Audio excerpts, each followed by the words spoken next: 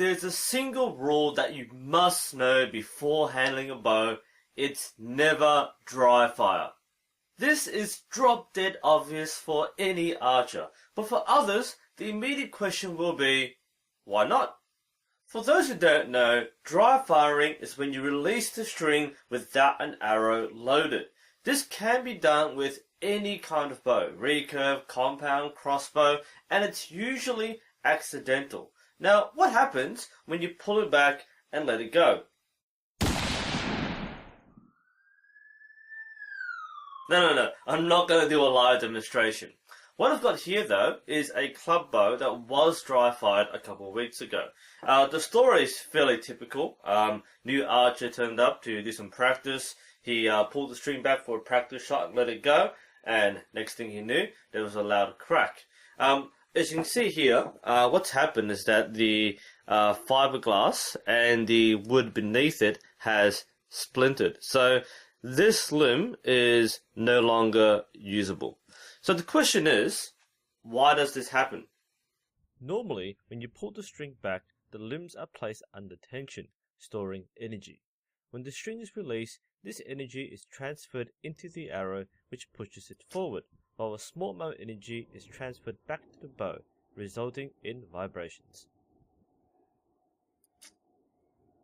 However, when there's no arrow loaded onto the string, there's no place for the energy to be transferred, so the energy goes back into the limbs, and the limbs aren't made to handle that kind of stress from that direction. That can result in catastrophic material damage to the limbs. The damage can include cracking, splintering, and even delamination. And that's when the layers of the limb burst apart. Now, the stronger the bow, the more likely the damage will be heavy. Now, thankfully in this case, this was a 20-pound bow. It's a very light bow, and as a result, only a few splinters appeared on the limb. But in any case, this limb is no longer usable. Any further usage of this limb may result in the entire limb splitting apart. It's important to note that if you're using arrows that are way too light for your bow, then this can also cause a pseudo dry fire effect, as not enough energy is transferred into the arrow. Now, for most archers, this isn't going to be a problem. However, if you're making your own arrows and you've got a heavy bow, then this is something you have to consider. Now, this kind of damage doesn't always happen. Older wooden recurves like this one are often more susceptible to dry fire damage, whereas newer, modern target bows like this one are more resilient and durable against dry fire stress. These can handle hundreds of dry fires without cracking. Not that you should dry fire your bow, but it can handle the stress. I've dry fired this bow many times, accidentally of course, and while it's terrifying that it happens, it doesn't compromise the integrity of the bow or the limbs. So this can handle accidental dry fires. You don't have to worry about significant damage, but you really shouldn't dry fire it, especially since these bows do cost thousands of dollars. Now, you probably won't see anything too dramatic when a recurve bow is dry fired. This is much different when you see a compound bow being dry fired. Sometimes you get lucky and nothing happens. And boom. Often the strings or cables will derail or break. 2, 3. Sometimes everything flies off. The strongest kind of bow you can shoot is a compound crossbow. Here's what happens when you dry fire it.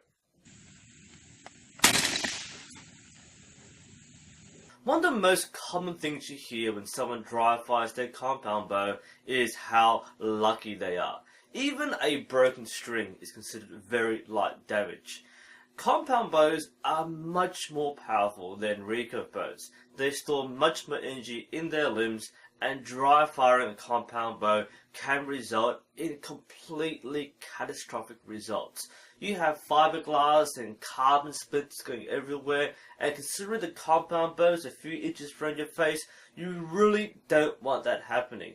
Otherwise, you've got cables and strings slapping your arms, you've got cams flying off and screws coming off, you even have the peep sight that can go anywhere.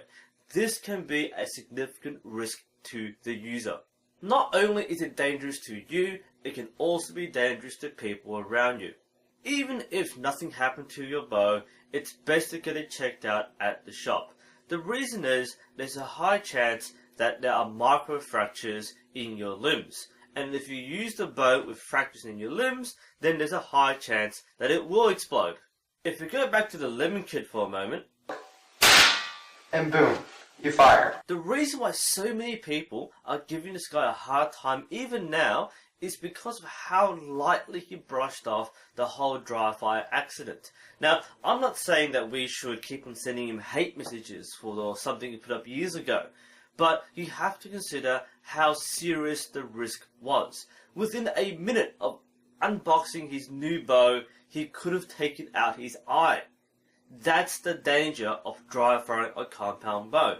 And he is an example of someone who was very lucky. He was lucky that it was only a 15-pound Genesis bow. He was lucky that nothing happened, nothing came off. He was lucky that he didn't hurt himself. And he's lucky that there's hundreds of people telling him why he shouldn't dry fire a bow. As archers, you should know better than to dry fire your bow. The main risk, however, is not you. It's when other people handle your bow. As an archer, you really should make a point that people should not touch your bow. And most people understand this. Most of the time, an archer will ask permission very explicitly to hold your bow or even pull it back. It's not just politeness, it's not just etiquette, it's safety. Because you really don't want someone picking your bow up, pulling it back, and then dry firing it. Even if it's someone you know and trust, make sure they ask every single time and make sure you are watching them. This is probably the most common cause of dry fires. Someone picks up your bow from your display rack or from the shelf or from your stand, they pull it back and then they let it go.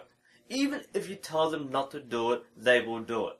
If you're working in a club or range environment, make this the #1 rule. Never dry fire.